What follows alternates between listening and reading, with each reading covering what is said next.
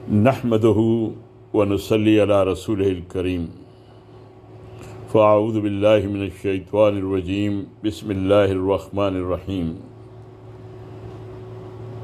تبلیغ کی حکمت، اس موضوع پر ہم مولانا عبدالحی صاحب کی کتاب کا مطالعہ کر رہے ہیں۔ پچھلی نشست میں مطالعے کا حاصل یہ ہے کہ اقامت دین کے لیے تبلیغ سب سے پہلا قدم ہے، اور تبلیغ کے لیے اچھے تعلقات کی سب سے بڑی ضرورت ہے۔ پھر ہم نے جانا کہ اچھے تعلقات میں بگاڑ کن اسباب سے پیدا ہوتا ہے۔ اس میں پہلا عنصر تھا خود پسندی، اور ضمن میں بتایا گیا کہ 4 عناصر ہیں جو تعلقات کو بگاڑتے ہیں۔ سب سے پہلے غصہ، پھر دوسروں کے قصور اور ان کی کمزوریوں پر نکتہ چینی کرنا،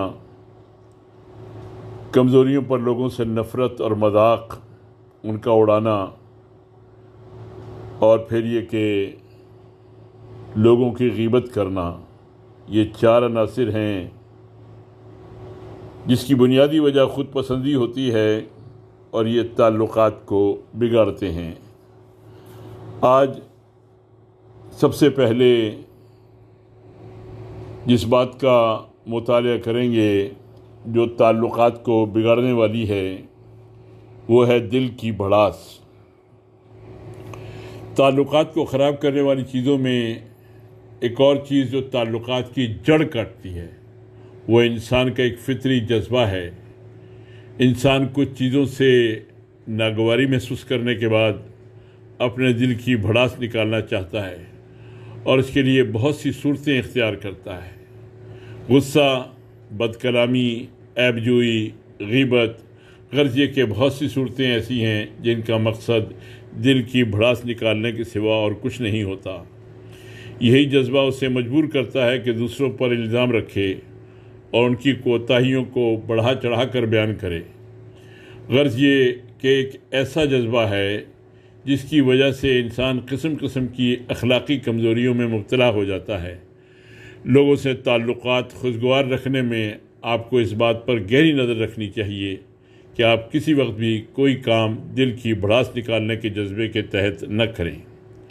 جس وقت یہ جذبہ ابھرتا ہے، بہت سی ایسی حرکات آپ سے سرزد ہو جاتی ہیں جو دوسروں کے دلوں کو آپ سے دور کر دیتی ہیں۔ اس جذبے کو بس میں رکھنے کے لیے اگر چند باتیں سامنے رہیں تو یقیناً آپ کو کامیابی ہوگی۔ دیکھیے، یہ نہایت آسان بات ہے کہ آپ کسی کو کوتاہی کا الزام دوسرے پر رکھیں۔ یہ نہایت آسان بات ہے کہ آپ کسی کوتاہی کا الزام دوسروں پر رکھیں۔ دوسروں کو مورد الزام ٹھہرانا بہت آسان ہے، لیکن اپنے آپ کو ان کے مقام پر رکھ کر حالات کا جائزہ لینا انتہائی مشکل کام ہے۔ دوسروں کی کوتاہیوں کو محسوس کرنے کے بعد آپ ذرا خود کو ان کے مقام پر رکھ کر حالات کا جائزہ ٹھنڈے دل سے لیں۔ یہ یقیناً بڑی بہادری کا کام ہے۔ اگر آپ ایسا کر سکیں تو آپ محسوس کریں گے کہ 80% الزامات جو آپ دوسروں پر لگاتے ہیں، ان کی کوئی نہ کوئی معقول تعویل آپ خود کر لیں گے۔ اس طرح حالات کا جائزہ لینے سے ایک بڑا فائدہ تو یہ ہوگا کہ آپ خود اپنی اصلاح کی راہیں اپنے لیے آسان کر لیں گے، اور دوسرا فائدہ یہ ہوگا کہ دوسروں کی نکتہ چینی اور انہیں قصوروار ٹھہرانے سے آپ میں اور ان میں دوری ہو جانے کا جو ڈر ہے وہ ختم ہو جائے گا۔ اس سے یہ نہ سمجھنا چاہیے کہ آپ کو اصلاح حال کی طرف سے آنکھیں بند کر لینے کا مشورہ دیا جا رہا ہے، اور نہ اس کا مطلب یہ ہے کہ اس طرح آپ ہر برائی کو برداشت کر لینے کے عادی بن جائیں، بلکہ اس کا فائدہ صرف یہ ہے کہ جب آپ دوسروں کی کوتاہیوں کا جائزہ اس طرح لیں گے کہ گویا خود کو ان کے مقام پر رکھ کر صورتحال پر غور کر رہے ہیں، تو آپ ہمیشہ ان کی اصلاح کے لیے کوئی ایسا طریقہ اختیار کریں گے گویا آپ خود اپنی اصلاح کی طرف مائل ہیں، اور ظاہر ہے کہ اس طرح دوسروں کی اصلاح حال کے سلسلے میں جو خلوص اور ہمدردی آپ کے رویے میں پیدا ہوگی وہ یقیناً بڑی قیمتی اور مؤثر ہوگی، اور اس طرح امید ہے کہ تعلقات ہمیشہ درست رہیں گے اور اصلاح حال کی مناسب صورتیں پیدا ہوں گی۔ آپ کو ایک مقصد عزیز ہے، آپ اپنے پیام کے لیے لوگوں کے دلوں کو اپنے سے قریب لانا چاہتے ہیں، اس لیے آپ اپنی کوتاہیوں اور عیبوں پر نظر رکھ سکتے ہیں، ان کی اصلاح کی طرف متوجہ ہو سکتے ہیں، نفس کی خواہشات کو دبا سکتے ہیں اور اپنے جذبات کو خود کچل سکتے ہیں، لیکن آپ کا مخاطب تو اپنے سامنے کوئی بلند مقصد نہیں رکھتا، اس کے اندر کا انسان تو ان ساری پابندیوں کو قبول کرنے کے لیے کوئی وجہ نہیں پاتا، اور اسی لیے آپ کے مخاطب کا رویہ بسا اوقات آپ کی توقعات کے خلاف اور آپ کے لیے کافی تکلیف دہ ہوتا ہے۔ انسان کا دل چاہتا ہے کہ جب وہ کسی کے ساتھ نرمی سے پیش آئے تو دوسرا بھی جواب میں نرمی اختیار کرے، اور اگر وہ اپنے جذبات کو قابو میں رکھے تو دوسرا بھی اپنے جذبات کو بے لگام نہ ہونے دے۔ چنانچہ آپ نے سنا ہوگا کہ بہت سے لوگ جو دوسروں کی اصلاح کی طرف مایوس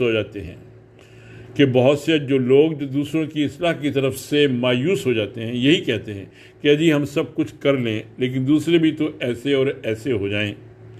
گویا اس طرح وہ یہ مطالبہ کرتے ہیں کہ ہمیں جو اچھے مشورے مل رہے ہیں ہم ان پر یقیناً عمل کرنے کے لیے آمادہ اور تیار ہیں، لیکن وہ شرط یہ لگاتے ہیں کہ ان کا مخاطب بھی تو یہی مشورے قبول کرے۔ اس مطالبے اور اس خواہش کی جو حیثیت ہے وہ تھوڑا سا غور کرنے کے بعد آپ خود سمجھ لیں گے۔ آپ کو جن لوگوں سے واسطہ ہے وہ دراصل کسی خیالی دنیا کے لوگ نہیں، اور نہ ان کے جذبات آپ کی خواہشات کے تابع ہیں کہ آپ جب بھی جیسا چاہیں وہ ویسے ہی ہو جائیں۔ آپ کو جو کچھ کام کرنا ہے وہ انہی لوگوں میں کرنا ہے جو مختلف مزاج والے ہیں اور ہر قسم کے جذبات رکھتے ہیں۔ آپ کے مخاطب صرف منطقی لوگ نہیں ہیں۔ ہو سکتا ہے کہ منطق اور دلیل کے اعتبار سے آپ کی بات 100% درست ہو، لیکن اس کے باوجود آپ کی یہ خواہش کہ آپ کا مخاطب بھی اسے اسی طرح مان لے جس طرح آپ منوانا چاہتے ہیں کبھی پوری نہیں ہو سکتی۔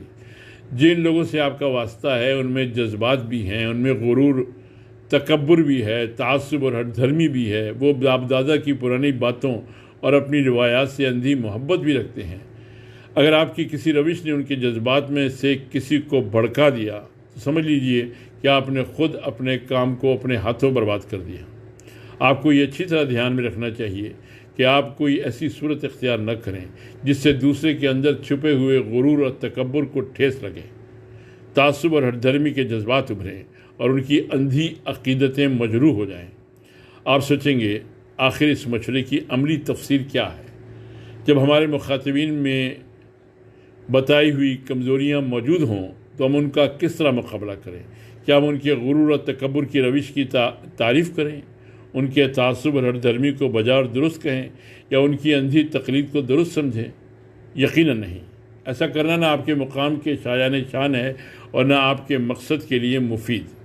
دراصل آپ کو جس چیز سے پرہیز کرنا ہے وہ یہ ہے کہ آپ کوئی ایسی صورت اختیار نہ کریں جس سے ان کے ان چھچورے جذبات کو ٹھیس پہنچے۔ یہ فیصلہ کہ اس مقصد کے لیے آپ کو کیا کرنا چاہیے آپ کو ہر موقع پر خود ہی کرنا پڑے گا۔ ہو سکتا ہے کہ آپ سے غلطی ہو جائے، اور یہ بھی ممکن ہے کہ اس قسم کی غلطیاں بار بار سرزد ہوں، لیکن اگر آپ اپنے ہر عمل اور اس کے رد عمل پر نظر رکھیں تو آپ کی ہر غلطی آپ کے تجربے میں ایک نئے اضافے کا سبب بنے گی، اور اگر آپ ان نتائج کو مسلسل مرتب کرتے رہیں گے تو خود اپنے لیے نہایت مفید اور عملی مشورے سے اکٹھا کر لیں گے۔ دوسروں کے نقطۂ نظر کو سمجھنے کی کوشش کرنا ہر اس شخص کے لیے نہایت ضروری ہے جو جذبات، خیالات اور رائوں کے اعتبار سے دوسروں پر فتح حاصل کرنا چاہتا ہو۔ اگلا موضوع ہے برابری کا برتاؤ۔ اصلاح و تبلیغ کے لیے سب سے پہلا دائرہ ہر شخص کا وہ قریبی ماحول ہے جس میں وہ رہتا سہتا ہے، لیکن کم ہی لوگ اپنے اس فطری ماحول میں کامیاب ہوتے ہیں۔ اس کی ایک خاص وجہ ہے، ہر شخص کا ایک ایسا دائرہ ہے جہاں وہ قوام کی حیثیت رکھتا ہے، اس کا اپنا گھر، بیوی بچے، ملازمین اور ماتحت لوگ وغیرہ۔ اس دائرے میں وہ ایک خاص مقام رکھتا ہے، اسے دوسروں پر کچھ فوقیت حاصل ہوتی ہے، اور وہ چاہتا ہے کہ اس دائرے میں اصلاح حال کے لیے جو طریقہ بھی اختیار کرے وہ ایسا ہی ہو جو اس کی اس حیثیت کے مطابق ہو جو اس نے اپنے قریبی ماحول میں بنا لی ہے۔ یہاں بھی وہ اپنی بالادستی اور قوامیت سے کام لینا چاہتا ہے۔ اس رویے میں جبر ہوتا ہے، وہ دباؤ سے کام لینا چاہتا ہے، ڈرانے اور دھمکانے سے بھی نہیں چوکتا۔ غرض یہ کہ اس کی شخصیت کو اس ماحول میں جو حیثیت حاصل ہے اسے وہ کسی طرح چھوڑنے کے لیے آمادہ نہیں ہوتا۔ نتیجہ ظاہر ہے، دلوں کا بدلنا، رائوں کا ہموار کرنا اور خیالات کو اپنے موافق بنا لینا ایسا آسان کام نہیں جو جبر، دباؤ اور خوف سے پورا ہو سکے۔ ہر وہ شخص جو چاہے آپ کا ماتحت ہی کیوں نہ ہو، خود اپنی ایک شخصیت رکھتا ہے۔ مانا کہ آپ کے بیوی بچے، آپ کے ملازمین اور آپ کے ماتحت کسی خاص نظم کے ماتحت آپ کی اطاعت پر مجبور ہیں، لیکن یہ مجبوری ان کی رائوں کو آپ کی ذاتی رائے کا پابند کرنے کے لیے کافی نہیں۔ ان کے اندر خود اپنی شخصیت کا احساس موجود ہے، ان کی نظر میں اپنی رائوں کا ایک وزن ہے، اور وہ بھی یہ محسوس کرتے ہیں کہ کسی دوسرے کی رائے کو قبول کرنے سے پہلے انہیں دلیلوں سے مطمئن کیا جائے۔ ان کے اندر بھی وہ تمام جذبات موجود ہیں جن کا تجربہ آپ باہر کی دنیا میں کرتے رہتے ہیں۔ یہ ایک بڑا سخت مقام ہے۔ آپ کے اندر خود اپنی شخصیات اور اہمیت کا احساس موجود ہے۔ آپ نے خود اپنا ایک مقام متعین کر لیا ہے۔ اس مقام سے نیچے اترنے کے لیے آپ تیار نہیں، جبکہ حکمت کا تقاضا یہ ہے کہ آپ اپنے قریبی ماحول کے لوگوں کی اصلاح کے لیے اس سطح پر آ جائیں جو اس کام کے لیے ضروری ہے۔ یہاں آپ ایک کشمکش میں مبتلا ہو جاتے ہیں۔ ایک طرف تبلیغ اور دعوت کی حکمت ہوتی ہے، دوسری طرف آپ کا ذاتی وقار، حکمت دین کا تقاضا ہوتا ہے کہ آپ اس حلقے کے لوگوں سے برابر کی سطح پر گفتگو کریں اور انہیں موقع دیں کہ وہ آزادی کے ساتھ اپنی رائے اور خیالات آپ کے سامنے پیش کر سکیں، لیکن آپ کا احساس برتری اس کی اجازت نہیں دیتا۔ حکمت دعوت متقاضی ہوتی ہے کہ آپ اپنے قریبی لوگوں سے بھی اپنی بات انہی دلیلوں سے مطمئن کرنے کے بعد منوائیں، لیکن چونکہ آپ دوسرے معاملات میں اس کے عادی نہیں ہیں، آپ ہمیشہ سے اپنی رائے مسلط کرتے چلے آئے ہیں، اس لیے یہاں بھی آپ یہی چاہیں گے کہ آپ کے حق کے برتری کو بلا چونہ چرا تسلیم کر لیا جائے۔ حکمت دعوت کا تقاضا ہوتا ہے کہ آپ ان لوگوں کے جذبات کا خیال رکھیں، لیکن جس طرح آپ دوسرے معاملات میں اس کی پرواہ نہیں کرتے، اسی طرح اس معاملے میں بھی کوئی رعایت کرنے کے لیے تیار نہیں ہوتے۔ یہ ہیں وہ موٹے موٹے اسباب جن کی بنا پر آپ اپنے قریبی ماحول میں بھی خود کو اجنبی بنا لیتے ہیں۔ ہو سکتا ہے کہ ان باتوں پر غور کرنے کے بعد آپ اس الجھن میں مبتلا ہو جائیں کہ اگر آپ اصلاح و تبلیغ کی خاطر ان تمام مشوروں پر عمل شروع کر دیں جن کی طرف ابھی اشارہ کیا گیا ہے، تو پھر آپ کو دوسرے معاملات میں ایک بڑی الجھن کا سامنا کرنا پڑے گا۔ ایک طرف تو آپ کا گھر کا بڑا یا افسر ہونے کی حیثیت سے لوگوں سے خاص انداز پر معاملہ کریں گے، دوسری طرف دعوت و تبلیغ کی حکمت کی خاطر آپ کو کچھ اور ہی رخ اختیار کرنا پڑے گا۔ آپ کی روش کی یہ دو رنگی یقیناً آپ کے لیے ایک بڑی الجھن کا سبب بنے گی، بلکہ یوں کہنا چاہیے کہ شاید آپ اس دو رنگی کو نبھا ہی نہ سکیں۔ یا تو آپ کے دعوت و تبلیغ کے انداز میں بناوٹ پیدا ہو جائے گی، یا آپ کا وہ رکھ رکھاؤ کھوکھلا سا محسوس ہوگا جو آپ اپنے گھر والوں یا ماتحتوں کے ساتھ رکھنا چاہتے ہیں۔ آپ کی یہ الجھن بالکل حقیقی ہے۔ یقیناً کسی شخص کی روش میں دو رنگی نہیں نبھ سکتی اور آپ بھی اسے نہیں نبھا سکیں گے، لیکن یہاں سوچنے کی بات یہ ہے کہ اپنی زندگی کے جس میدان میں آپ نے جبر و خوف کا رویہ اختیار کر رکھا ہے، کیا وہی رویہ آپ کے لیے ضروری ہے؟ دراصل ابتدائی غلطی یہ ہے کہ آپ نے زندگی کے اس میدان میں اپنا مقام یہ مقرر کیا ہے۔ اصل بات تو یہ ہے کہ آپ کی یہ روش اس میدان میں بھی کوئی کامیاب اور قابل تحسین روش نہیں ہے، لیکن یہاں ناکامی کا احساس آپ کو اس وجہ سے نہیں ہوتا کہ جن لوگوں سے آپ کا تعلق ہے وہ مختلف اسباب اور وجوہ کی بنا پر آپ کی اس روش کو برداشت کرنے کے لیے مجبور ہیں، لیکن یہ یاد رکھیے کہ وہ برابر اس بات کی کوشش کرتے رہتے ہیں کہ اس مجبوری کے دائرے کو جتنا مختصر کیا جا سکے کر دیا جائے، اور اگر آپ غور کریں گے تو آپ محسوس کر لیں گے کہ آپ کو بھی قدم قدم پر اس کا اندازہ ہوتا رہتا ہے۔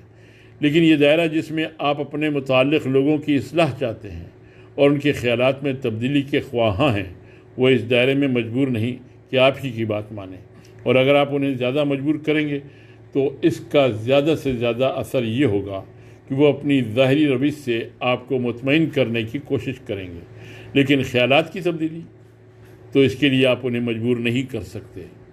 اس ماحول میں بھی کام کرنے کے لیے آپ کو ان تمام مشوروں کو سامنے رکھنا چاہیے جو دوسرے لوگوں کے سلسلے میں آپ کے سامنے آتے رہتے ہیں یا آئندہ آئیں گے۔ سب سے اہم بات یہی ہے کہ یہاں بھی آپ کو اپنے مخاطبوں کو اپنے سے مانوس کرنا پڑے گا۔ اگلا موضوع ہے ہنس مکھ ہونا۔ حضور صلی اللہ علیہ وسلم کا ارشاد ہے کہ اگر تم اپنے بھائی کو مسکرا کر دیکھو تو یہ بھی صدقہ ہے۔ بہت کم لوگ ایسے ہیں جو ہنس مکھ رہنے کی اہمیت سے واقف ہیں۔ وہ نہیں جانتے کہ ان کی اپنی شخصیت کے اندر کتنی قوتیں چھپی ہوئی ہیں۔ انہیں اندازہ نہیں ہوتا کہ دلکش مسکراہٹوں کی کیا قیمت ہے۔ دوسروں کے دلوں کو اپنے ہاتھ میں لینے کے لیے خندہ پیشانی کتنا زبردست ہتھیار ہے۔ مسکراہٹ الفاظ سے زیادہ مؤثر ہوتی ہے۔ مسکراتا ہوا چہرہ زبان حال سے کہتا ہے کہ میں تمہیں پسند کرتا ہوں، اور اگر کسی کی بھویں چڑھی ہوئی ہیں، ماتھے پر بل ہیں، تو اس کا مطلب اس کے سوا اور کیا ہو سکتا ہے کہ وہ تم سے کہہ رہا ہے کہ مجھے تم سے بات کرنا پسند نہیں، میرے دل میں تمہاری کوئی محبت نہیں۔ ترش روئی اور بد مزاجی لوگوں کو اپنے سے دور کرنے کے لیے سب سے آسان ترکیب ہے، لیکن جسے لوگوں کے دلوں کو اپنے ہاتھ میں لینا ہو، جو دوسروں کے دلوں میں گھر کر کے ان کے ذہن و دماغ کو بدلنے کا ارادہ رکھتا ہو، جس کی یہ آرزو ہو کہ لوگوں کے خیالات کو بدلے، ان کے دل میں اپنی بات اتارے، وہ یہ کیسے برداشت کر سکتا ہے کہ لوگ اس سے دور بھاگیں؟ اس کے لیے انتہائی ضروری ہے کہ وہ ہر وقت خوش مزاج رہے، لوگوں سے خندہ پیشانی سے پیش آئے۔ مسکراتا ہوا چہرہ دوسروں کے دلوں کو جیت لینے کے لیے سب سے زیادہ کارآمد ہتھیار ہے۔ پہلے جو کچھ بتایا گیا اس کا مطلب بناوٹی ہنسی نہیں ہے۔ بناوٹی ہنسی کسی کو پسند نہیں، کوئی اس کے دھوکے میں مبتلا نہیں ہو سکتا۔ اس سے مراد اصلی ہنسی ہے، دل کو گرمانے والی مسکراہٹیں جو دل سے نکلتی ہیں، ان کا اثر پڑتا ہے۔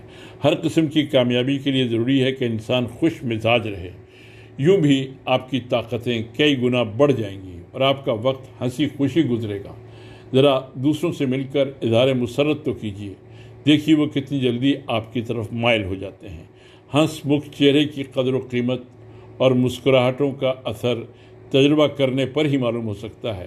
یہ چیز آپ کی گھریلو زندگی کو جنت بنا سکتی ہے، بچوں کی تربیت میں معاون ہو سکتی ہے، دوسروں کے دلوں میں گھر کر سکتی ہے۔ اگر آپ کو ہنس مکھ رہنے اور خوش مزاجی کی عادت نہ ہو تو اس کی عادت ڈالیے۔ مانا کہ کچھ پریشانیاں آپ کے دل کو بے چین کر رہی ہیں، ان پر قابو پانے کی کوشش کیجیے۔ آخر پریشان ہونے سے بھی تو دل کو چین نصیب نہیں ہوتا۔ پریشانی کا اظہار کرنے سے بھی مشکل آسان نہیں ہوتی، بلکہ جس قدر آپ رنجیدہ رہتے ہیں اسی قدر آپ کی قوت کمزور ہوتی جاتی ہے، آپ کے اندر برداشت کی طاقت کم ہونے لگتی ہے۔ یہ صحیح ہے کہ کچھ حالات ایسے ہوتے ہیں جو انسان کو فطرتاً رنج پہنچاتے ہیں، لیکن اگر آپ نے چھوٹی چھوٹی پریشانیوں پر دھیان نہ دیا تو امید ہے کہ بڑے بڑے رنج سہنا بھی آپ کے لیے آسان ہو جائیں گے۔ لیکن جو تھوڑ دلے ذرا سی ناخوشگوار بات پر بے چین ہو جاتے ہیں، وہ واقعی کسی پریشانی کے وقت تو پاگل ہو جاتے ہیں۔ اونچے خیالات اور بلند نگاہ آپ کے دل کو حوصلہ مند بناتے ہیں۔ چھوٹی چھوٹی باتیں آپ پر اثر نہیں ڈال سکتی۔ وہ شخص جس کے سامنے کوئی نصب العین ہو معمولی باتوں کا اثر نہیں لیتا۔ آپ کے سامنے بلند نصب العین ہے، وہ اگر دوسروں سے اوجھل نہ ہونے پائے تو آپ سے زیادہ حوصلہ مند اور بلند نگاہ کون ہو سکتا ہے؟ پھر آپ تو ایمان کی دولت سے سرفراز ہیں۔ آپ کو تو یہ یقین ہے کہ جو کچھ ہو رہا ہے وہ سب اللہ کی مرضی سے ہو رہا ہے۔ آپ کو اپنے خدا پر پورا بھروسہ ہے، آپ اس سے بہتر امیدیں رکھتے ہیں، آپ اس کی مہربانی کے امیدوار ہیں۔ پھر آپ سے زیادہ اطمینان کسے نصیب ہو سکتا ہے؟ اور جسے اطمینان نصیب ہو وہی تو خوش رہ سکتا ہے۔ اب اگر آپ کے چہرے سے بھی اطمینان اور مسرت کا اظہار نہیں ہوتا تو پھر اس کی امید کس سے ہو سکتی ہے؟ ہنسی خوشی رہیے، اس سے آپ کو بھی فائدہ ہے اور اس کے بغیر آپ دوسروں سے قریب بھی نہیں ہو سکتے۔ ہنس مکھ رہنا، مسکرا کر بات کرنا، خندہ پیشانی سے پیش آنا اور بات ہے، اور خواہ مخواہ غیر سنجیدہ طریقے پر کھی کرنا دوسری بات۔ کچھ لوگ بیہودہ طریقے پر ہنسی مذاق کرنے اور بد تہذیبی کے ساتھ بات چیت کرنے کو ہنس مکھ رہنا سمجھتے ہیں۔ دوسروں پر آوازیں کسنا، خواہ ٹھٹھے لگانا، چھیڑنا اور پریشان کرنا ہی ان کی نظروں میں خوش رہنے کا طریقہ ہے، لیکن یہ ٹھیک نہیں۔ ان حرکتوں سے آپ دوسروں کا دل ہاتھ میں لینے کی بجائے انہیں اور زیادہ اپنے سے دور کر دیں گے۔ اگلا موضوع اس ضمن میں بات کرنے کا ڈھب۔ اگر آپ یہ چاہتے ہیں کہ لوگ آپ سے نفرت کریں اور آپ کے پاس بیٹھنے سے گھبرائیں تو اس کی ایک آسان ترکیب یہ ہے کہ آپ اپنے مخاطب کو بات کرنے کا موقع ہی نہ دیں۔ جیسے ہی وہ بولے آپ درمیان میں اپنی بات شروع کر دیں، اور ہر وقت یہی کوشش کریں کہ آپ اپنی ہی سنائیں اور اس کی کچھ نہ سنیں۔ کتنے ہی لوگ ہیں جو اپنے کان کھلے رکھنے کے بدلے اس بات کے منتظر رہتے ہیں کہ کب انہیں کچھ بولنے کا موقع ملے۔ جہاں کوئی خیال آیا جھٹ درمیان سے بات شروع کر دی، چاہے یہ بات سننے والے کی تردید کی بجائے تائیدی میں کیوں نہ ہو۔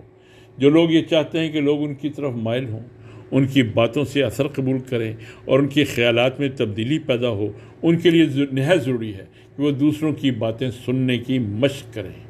پورا موقع دیں کہ مخاطب اپنی بات دل کھول کر لے، اس کی باتیں توجہ اور دلچسپی سے سنیں۔ آپ کوشش کیجئے کہ مخاطب کی باتوں سے آپ کچھ ایسے نقطے اخذ کریں جو آپ کی بات کو ثابت کرنے کے لیے مفید ہوں۔ اگر آپ کو اپنے حافظے پر اعتماد نہیں ہے اور یہ ڈر ہے کہ مخاطب کی لمبی گفتگو کی وجہ سے آپ اپنے خیالات کو محفوظ نہ رکھ سکیں گے تو اس میں کوئی حرج نہیں کہ آپ اپنے دلائل نوٹ کرتے جائیں۔ کسی کی بات سننے کے بعد آپ جو جواب دیں اس میں بھی سلیقہ ہونا چاہیے۔ اگر آپ کسی کی بات کی تائید کر رہے ہیں تب تو کوئی بات ہی نہیں۔ اگر آپ بھونڈے طریقے پر بھی تائید کریں گے تو مخاطب کو زیادہ خیال نہیں کرے گا۔ مشکل اس وقت پیش آتی ہے جب آپ کو مخاطب کی بات کی تردید کرنا ہو۔ عام طور پر تردید کرنے کی بنیاد یہی ہو سکتی ہے کہ آپ اپنے مخاطب کو یہ بتائیں کہ اس بارے میں تمہیں کچھ علم نہیں، ایک بات۔ دوسری بات یہ کہ تم بات کو سمجھے ہی نہیں ہو، اور تیسری بات یہ کہ تم جو کچھ جانتے ہو وہ غلط ہے۔ چوتھی بات یہ کہ تم جانتے تو ہو لیکن کسی وجہ سے غلط بات کہہ رہے ہو۔ پانچویں بات یہ کہ تم محض جھگڑے اور فساد کی نیت سے ایسی باتیں کر رہے ہو، وغیرہ وغیرہ۔ ظاہر ہے کہ آپ کی تردید کرنے کے لیے چاہے ان میں سے کوئی بنیاد ہو، ہر ایک آپ کے مخاطب کو گوارا اور ناپسندیدہ ہوگی۔ وہ نہ تو آپ کو کم علم اور بیوقوف ماننے کے لیے تیار ہے اور نہ بے ایمان اور جھوٹا، لیکن آپ کو ہر حال اس کے خیالات کو بدلنا ہے اور کوئی دوسری بات ذہن نشین کرانی ہے۔ یہی وہ موقع ہے جس میں پوری احتیاط سے کام لینے کی ضرورت ہے۔ مثلا آپ کا مخاطب آپ سے کہتا ہے کہ یہ تو صحیح ہے کہ جس نصب العین کی طرف آپ دعوت دے رہے ہیں وہ یقیناً حق ہے، لیکن اس زمانے میں ہے یہ ناقابل قبول۔ کتنے ہی لوگ ہیں جو اس قسم کی باتیں سننے کے بعد یا تو کچھ اس طرح جواب دیتے ہیں جس کا مفہوم اس کے سوا اور کچھ نہیں ہوتا کہ یہ مخاطب کے ایمان اور عقیدے کی خرابی ہے جو وہ ایسی بات کر رہا ہے، یا کچھ ایسی باتیں کہی جاتی ہیں جن کا مطلب یہ ہوتا ہے کہ مخاطب کی معلومات کم ہیں، اس نے ابھی مطالعہ نہیں کیا، یا وہ بات کو سمجھا نہیں ہے، ابھی کچھ اور سمجھنے کی ضرورت ہے۔ یہ ساری صورتیں مخاطب کو قریب لانے کے بجائے دور ہی کریں گی۔ آپ اس کے ایمان اور عقیدے کی کمی کی طرف اشارہ کریں یا اس کی کم علمی کا اسے یقین دلائیں، ہر صورت میں اس کے اندر کا انسان مقابلے کے لیے آمادہ ہوگا اور اسے بات سمجھا دینا آسان نہ ہوگا۔ ہر انسان کو اپنا عقیدہ اور اپنا فیصلہ اور اپنا خیال بہت عزیز ہوتا ہے، اگرچہ وہ اس میں مسلسل تبدیلی کرتا رہتا ہے۔ عقیدے بھی بدلتے رہتے ہیں، فیصلے اور خیالات بھی تبدیل ہو جاتے ہیں، سوچنے کے طریقے بھی کچھ سے کچھ ہو جاتے ہیں، لیکن آپ غور کریں گے تو یہی پائیں گے کہ یہ تبدیلیاں ہر شخص خود اپنے طور پر کرتا ہے، اور جب کبھی کوئی دوسرا انہیں بدلنے کی کوشش کرتا ہے تو خواہ مخواہ ان کے لیے ضد اور ہٹ دھرمی پیدا ہوتی ہے۔ آپ کو یہ مشق کرنا پڑے گی کہ آپ لوگوں کو خود اپنے حالات پر نظر ثانی کے لیے آمادہ کر سکیں، ان کے سامنے تردید کے طور پر نہیں بلکہ سوچنے کے لیے کچھ اور پہلو فراہم کریں۔ جس بات کے بارے میں انہوں نے اپنی رائے کا اظہار کیا ہے اور اپنی رائے کی تائید میں جو پہلو پیش کیے ہیں ان کی براہ راست تردید کیے بغیر آپ یہ موقع تلاش کریں کہ اس مسئلے پر کسی اور پہلو سے مزید سوچنے کے لیے کچھ باتیں آپ مخاطب کے سامنے رکھیں۔ موقع کی مناسبت اور مخاطب کی حیثیت کے اعتبار سے اس بات کے پیش کرنے کے 20 انداز ہو سکتے ہیں، اور ذرا سی توجہ اور مشق کے بعد خود آپ کے سامنے بہت سی راہیں کھلتی چلی جائیں گی۔ مثلا آپ اپنے مخاطب سے کہہ سکتے ہیں، بے شک آپ نے جن خیالات کا اظہار فرمایا وہ ان دلیلوں کی موجودگی میں جو آپ کے پیش نظر ہیں ٹھیک ہی نظر آئیں گی، لیکن ذرا اس پہلو پر بھی غور فرمائیں، ہو سکتا ہے کہ آپ کسی دوسرے نتیجے پر پہنچ سکیں۔ اسی طرح کی بہت سی باتیں موقع کی مناسبت سے آپ خود تجویز فرما سکتے ہیں اور اپنے مخاطب کے ذہن کو کچھ مزید پہلوؤں پر غور کرنے کے لیے موڑ سکتے ہیں۔ آپ ایک بات سمجھ چکے ہیں اور آپ کے ذہن میں اس کی موافقت میں دلیلیں بھی ہیں، اور آپ ان دلیلوں کو اتنا وزنی محسوس کرتے ہیں کہ آپ کے خیال میں ہر شخص کو انہیں ماننا چاہیے، اور اسی لیے آپ اپنے مخاطب کی تردید میں ان دلیلوں کو دہرا دینا ہی کافی سمجھتے ہیں۔ لیکن آپ کو اندازہ ہوگا کہ بہت سے موقعوں پر آپ کی یہ کوشش کچھ کارآمد ثابت نہیں ہوتی۔ اس کی وجہ آپ برابر غور کرتے رہیں، دیکھیے آپ کے مخاطب نے جو رائے قائم کی ہے اس کے لیے بھی اس کے ذہن میں کچھ دلیلیں ہیں، اس کے ذہن کی الجھنیں بھی کچھ حقیقت رکھتی ہیں، اس کی اپنی پسند اور ناپسند کو بھی اس میں دخل ہے، اس کے ماحول کا بھی اس پر اثر ہے۔ ایک ہوشیار اور کارآمد شخص کا کام یہ ہے کہ وہ مخاطب کی ذہنی الجھنوں کو سمجھے، انہیں اس طرح دہرائے کہ اسے مخاطب کی ہمدردی حاصل ہو جائے۔ آپ کی سب سے بڑی کامیابی یہی ہے کہ آپ کا مخاطب آپ کو اپنا مخالف نہ سمجھے بلکہ ایک مشیر اور ہمدرد سمجھے۔ آپ اس کے خیالات کو اچھی طرح سمجھنے کی کوشش کریں، ان خیالات کی تائید میں جو دلیلیں اس کے پاس ہوں انہیں بھی آپ دہرائیں اور اسے یہ محسوس کرائیں کہ آپ اس کی بات سمجھنے میں دلچسپی لے رہے ہیں۔ یہی وہ وقت ہوگا کہ اگر چاہیں تو اپنی بات اس کے دل میں اتارنے کا موقع پا لیں۔ ایک بات کا اور خیال رکھیے، اگر گفتگو کے درمیان آپ اپنے مخاطب سے کوئی بات دریافت کرنا چاہیں تو اس کا خیال رکھیے کہ آپ کا سوال ایسا ہو کہ اس کا جواب مخاطب کو رنجیدہ کرنے والا نہ ہو۔ مثلا آپ نے محسوس کیا کہ آپ کے مخاطب نے چونکہ فلاں کتاب کا مطالعہ نہیں کیا ہے اس لیے وہ ایسی باتیں کہہ رہا ہے۔ اب اگر آپ اس سے براہ راست سوال کر لیں کہ کہیے جناب آپ نے فلاں کتاب بھی دیکھی ہے، تو ظاہر ہے کہ اس بات کا اعتراف جس سے اس کی معلومات میں کمی کی طرف اشارہ ہوتا ہے اسے اچھا نہ لگے گا۔ آپ ہمیشہ اس سے ایسی بات پوچھیں جس کا جواب دیتے ہوئے اسے ندامت یا شرمندگی کے بجائے خوشی اور مسرت محسوس ہو۔ ایسے جوابات جن میں انسان اپنی بڑائی محسوس کرتا ہے اسے بہت اچھے لگتے ہیں۔ آپ بڑی آسانی کے ساتھ ایسے سوال کر کے اس کی ذہنی خوشی کا انتظام کر سکتے ہیں۔ یہ بات اچھی طرح سمجھ لیجیے کہ ہر شخص کی نظر میں اس کے اپنے ذاتی مسائل دنیا کے تمام مسائل سے زیادہ اہم ہیں۔ اگر اس کے سر میں درد ہو رہا ہے تو یہ مسئلہ اس کی نظر میں اس وقت اس سے کہیں زیادہ اہم ہے کہ انڈونیشیا میں بمباری ہو رہی ہے یا مراکش میں قتل عام۔ اس کا اپنا بیٹا اگر کسی وجہ سے بے راہ ہو رہا ہے تو یہ بات اس کی نظر میں اس سے کہیں زیادہ اہم ہے کہ سارا ملک اخلاقی گراوٹ کا شکار ہو چکا ہے۔ آپ کا کام یہ ہے کہ جب ذہن کو کسی اچھی طرف موڑنے کے لیے آپ حالات حاضرہ کے تذکرے سے مدد لینا چاہیں تو پہلے یہ تلاش کیجئے کہ ان کا کون سا رخ ایسا ہو سکتا ہے جو مخاطب کی ذات سے کسی نہ کسی طرح قریبی تعلق رکھتا ہو۔ آپ اسی رخ سے بات شروع کیجئے، مثلا یہ بات سمجھانے کے لیے کہ انسان نے انسانوں کے لیے جو قوانین بنائے ہیں وہ کس درجے بدنام ہیں۔ آپ دنیا بھر کے واقعات سے دلیلیں فراہم کرتے رہیں، ان کا وہ اثر ہرگز نہیں ہو سکتا جو اس صورت میں ممکن ہے کہ جب آپ کوئی ایسی دلیل سامنے لائیں جس کا تعلق خود مخاطب کی ذات سے ہو۔ تقریباً یہی صورت ہر معاملے کی ہے۔ اکثر لوگ اپنی بات کی اہمیت اس لیے کھو دیتے ہیں کہ وہ غلط وقت پر یا غلط انداز سے کہہ بیٹھتے ہیں۔ فرض کیجئے کہ مخاطب کا ذہن کسی وقت کسی خاص مسئلے میں الجھا ہوا ہے یا کسی وقت کوئی خاص بات اس کی دلچسپیوں کا مرکز بنی ہوئی ہے۔ ایسے وقت اگر آپ اپنی بات لے کر بیٹھ جائیں تو ظاہر ہے کہ آپ کو سخت مایوسی ہوگی۔ آپ کی کامیابی کا راز اس میں ہے کہ یا تو آپ مخاطب کی دلچسپیوں میں سے اپنی بات سمجھانے کی راہ نکالیں یا پھر کم از کم کسی دوسرے مناسب وقت کا انتظار کریں۔ تھوڑی سی توجہ دینے سے آپ کو اس بات کی مشق ہو سکتی ہے کہ کس طرح لوگوں کی دلچسپیوں کی باتوں میں جائز اور مناسب حدود تک دلچسپی لینے سے آپ ان کے دلوں میں اپنے لیے بڑی جگہ پیدا کر سکتے ہیں۔ ہر شخص کی کچھ نہ کچھ دلچسپیاں ایسی ضرور ہوتی ہیں جن میں کسی نہ کسی پہلو سے آپ ضرور دلچسپی کا اظہار کر سکتے ہیں۔ مثلا شکار کا شوق۔ شعر و شاعری، کسی خاص پیشے یا فن سے دلچسپی، کسی تحریک سے وابستگی، زراعت یا باغبانی، عمارت، لباس اور ایسی دوسری بے شمار چیزیں، ان سب کے سلسلے میں آپ ایسی حدود پا سکتے ہیں کہ وہاں تک آپ اپنے مخاطب کی دلچسپی کی باتیں کر سکتے ہیں۔ اس کے بغیر آپ کی باتیں ایک اجنبی کی باتیں ہو جاتی ہیں جنہیں مخاطب ایک حد تک تو برداشت کرتا رہتا ہے، لیکن اس کے بعد وہ پھر کترانے لگتا ہے۔ آپ کی کامیابی کا راز یہ ہے کہ پہلے آپ مخاطب کے دل میں اپنی جگہ پیدا کر لیجئے۔ وما علینا الا البلاغ۔ تبلیغ کی حکمت کے موضوع پر مولانا عبدالحی صاحب کی کتاب کا مسلسل مطالعہ کر رہے ہیں۔